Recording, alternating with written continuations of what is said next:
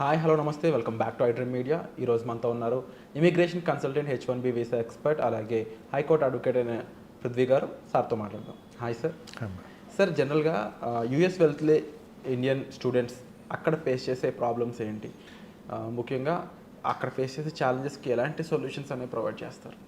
విరాట్, యుఎస్కి వెళ్ళేటువంటి ఇమైగ్రెంట్స్ ఎవరైతే ఉన్నారో, స్టూడెంట్స్ వీసా మీద ఇమైగ్రెంట్స్ ఎవరైతే ఉన్నారో వాళ్ళు చాలా ఎక్కువ శాతమే ఉన్నారని చెప్పచ్చు. యాజ్ ఆన్ టుడే 10 లక్షల మంది ఈ స్టూడెంట్స్ వీసా మీద యుఎస్ వచ్చి ఉన్నారు ఆల్రెడీ. దానిలో 3 లక్షల మంది ఇండియా నుంచి వచ్చారు. ఓకే. దానిలో 1,00,000 మంది తెలుగు రాష్ట్రాల నుంచి వచ్చారు. మేజర్ రోల్ మంది తెలుగు రాష్ట్రాలు మేజర్ రోల్.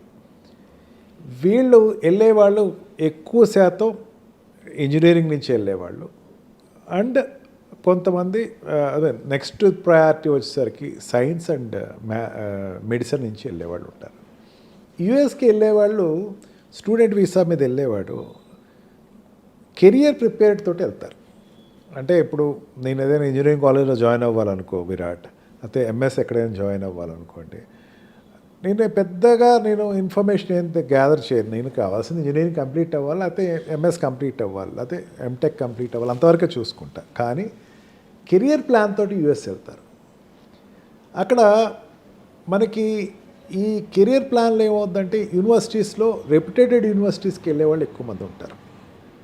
అంతేగాని యుఎస్కి ఏదో రకంగా వెళ్ళాలి అని చెప్పేసి కొంతమంది ఇమిగ్రేషన్ కన్సల్టెంట్స్ ద్వారా వెళ్ళే వాళ్ళ గురించి నేను మాట్లాడను. కానీ జనరల్గా అందరూ కూడా రెప్యుటేటెడ్ యూనివర్సిటీ, ఆ యూనివర్సిటీకి ఉండేటువంటి బ్యాకప్ ఏంటి, ఆ యూనివర్సిటీకి ఎట్లాగా వాళ్ళ తర్వాత జాబ్ సపోర్ట్ ఎట్లా ఇస్తుంది, ప్రాజెక్ట్స్ ఎట్లా ఇస్తుంది అంటే కొంచెం దానికి అక్కడ ఉండేటువంటి టాప్ 10లోనే మనకి వరల్డ్ వైజ్గా ఉండేటువంటి ఇంజనీరింగ్ కాలేజెస్లో టాప్ యూనివర్సిటీస్ అన్నీ యూఎస్లోనే, దాంట్లో డౌట్ లేదు. అక్కడ ఆ టాప్ యూనివర్సిటీస్కి వెళ్ళటం ఎట్లాగా అన్న దాని మీద కరికులం తోటి వీళ్ళు వెళ్తారు. అక్కడికి వెళ్ళిన తర్వాత వీళ్ళు regarding the problems is concern చెప్తున్నారు. అక్కడ ఓపీటీ అంటారు, ఆప్షనల్ ప్రాక్టికల్ ట్రైనింగ్ అయిపోయిన తర్వాత, వీళ్ళు ఇంజనీరింగ్ ఎంఎస్ అయిపోయిన తర్వాత ప్రాక్టికల్ ట్రైనింగ్కి వాళ్ళు జాబ్ వస్తుంది. ఆ జాబ్కి $10 నుంచి $40 పర్ అవర్ ఇస్తారు. సిపిటి అని ఉంటుంది, అంటే కరికులర్ ప్రాక్టికల్ ట్రైనింగ్ అని చెప్పేసి. అంటే కరికులర్ ప్రాక్టికల్ ట్రైనింగ్ అంటే చదువుతున్నప్పుడు వాళ్ళు ఇప్పుడు ఎంఎస్ వెళ్ళే వాళ్ళు ఎట్లా ఉంటారు, డాక్టర్స్ తీసుకుందాం, ఈజీగా అర్థం అవుద్ది మీకు. డాక్టర్స్లో పీజీ చేసే డాక్టర్స్ ఆల్రెడీ ఆన్ డ్యూటీలో ఉంటారు. ఇక్కడ పీజీ చేసేవాళ్ళు పేషెంట్స్కి అటెండ్ అవ్వటం, లేకపోతే ఈ జూనియర్ డాక్టర్ కింద పని చేయటం, ఇదంతా ఉంటుంది. కానీ అక్కడ వేరే హాస్పిటల్స్కి కానీ వేరే కాలేజెస్కి వేరే కంపెనీస్కి వాళ్ళు పంపించి కరికులం ప్రాక్టికల్ ట్రైనింగ్లో వాళ్ళకి వేజెస్ ఇస్తారు వెనక్కి. అంతేగాని వాళ్ళతో చేయించుకుంటున్నాం అంటే ఫ్రీగా చేయించుకోరు అక్కడ. అందుకని దానికి experience is a greatest reward wear the get. CPT చేసేడు వాడికి ఏంటంటే వాడు ప్రాక్టికల్ ఎక్స్పీరియన్స్ వచ్చేస్తుంది.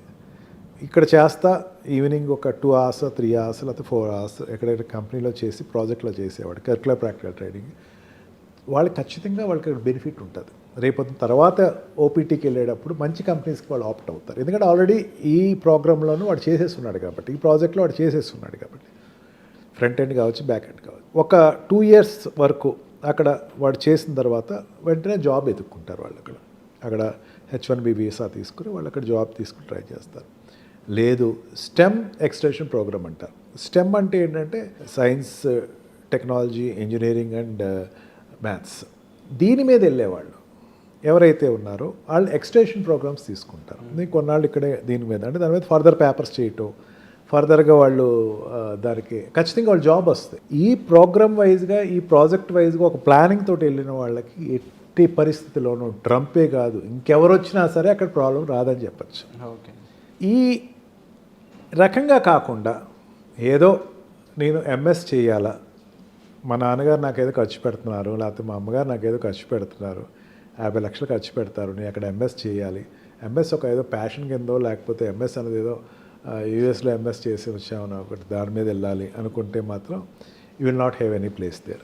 వాళ్ళు కష్టాలు పడుతున్నారు. For the sake of name fame కోసం అయితే చేసేవాళ్ళు ఆ రకంగా జాబ్స్, ఆ రకంగా స్ట్రగుల్ అయ్యే వాళ్ళు ఎక్కువ కనపడతా ఉంటున్నారు తప్ప అదర్వైజ్ ఈ స్టెమ్ ఎక్స్టెన్షన్ ప్రోగ్రామ్స్లో ఉన్నవాళ్ళు మెయిన్గా science, technology and engineering and maths based ఉన్న వాళ్ళు ఎవ్వరు మాత్రం పెద్దంత ఇబ్బంది అయితే పట్ల. మిగతా సెక్టర్స్ నుంచి, ఆర్ట్స్ సెక్టర్స్ నుంచి కానీ, మిగతా సైన్సెస్ సెక్టర్స్ నుంచి, మిగతా other than job opportunity zones నుంచి వెళ్ళే వాళ్ళకి మాత్రం కొంచెం ఇబ్బంది ఉంది. వాళ్ళ కష్టాలు మాత్రం కొన్ని ఎక్కువ వింటున్నాం. వాళ్ళు ఏంటంటే కొంతమంది దే ఆర్ పిల్లలు చూడటానికి ఉంటున్నారు. ఏదైనా $10 ఖచ్చితంగా వస్తాయి పిల్లలు చూడటానికి, వాళ్ళకి మార్నింగ్ నుంచి ఈవినింగ్ ఉండటానికి. కొన్ని నర్సింగ్ సెక్టర్స్లో వాళ్ళు పనిచేసేవాళ్ళు ఈ రకంగా కొంతమంది అయితే ఇబ్బంది పడుతున్నారు. వాళ్ళు జనరల్గా ఆ జాబ్స్ ఎవరు చేస్తారు? అక్కడ లోకల్ వాళ్ళు చేసుకోవాల్సిన జాబ్స్. ఆటోమేటిక్గా లోకల్ వాళ్ళతో కాంపిటీషన్ వచ్చేస్తుంది కదా. 100%. వాళ్ళు ఎప్పుడు వెళ్ళిపోతారా అనేది ఒక పారామీటర్. ఏ గవర్నమెంట్ అయినా, అంతకుముందు గవర్నమెంట్ కానీ ఇప్పుడు గవర్నమెంట్ కానీ వచ్చే గవర్నమెంట్గా ఎవరైనా సరే వాళ్ళ మీద మాత్రం ఉక్కుపాదమే వేస్తున్నారు.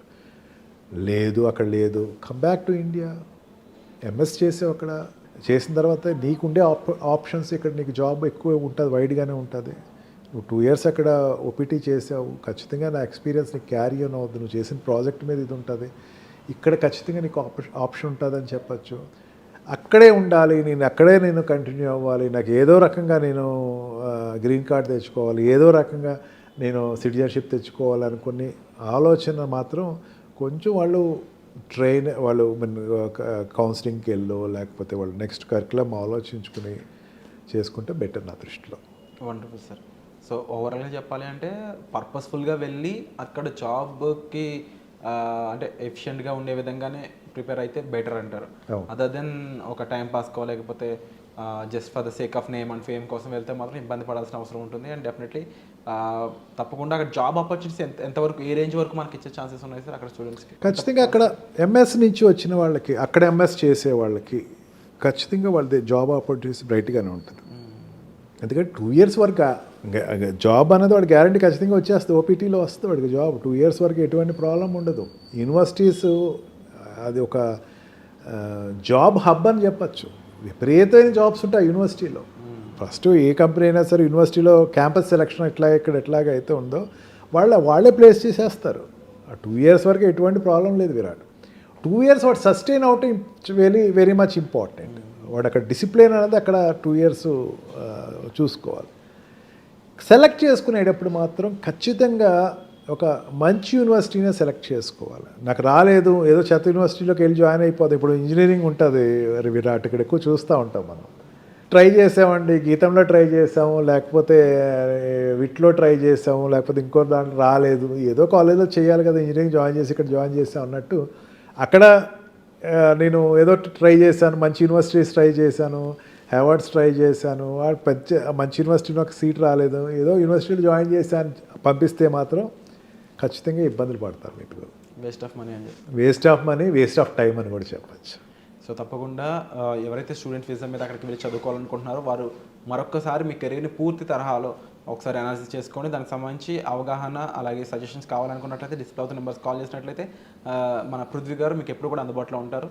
అండ్ ఇలాంటి మరెన్నో ఎపిసోడ్స్ కోసం ఈ ఛానల్ లైక్ చేయండి, షేర్ చేయండి, సబ్స్క్రైబ్ చేసుకోండి. Thank you so much. Thank you Virat.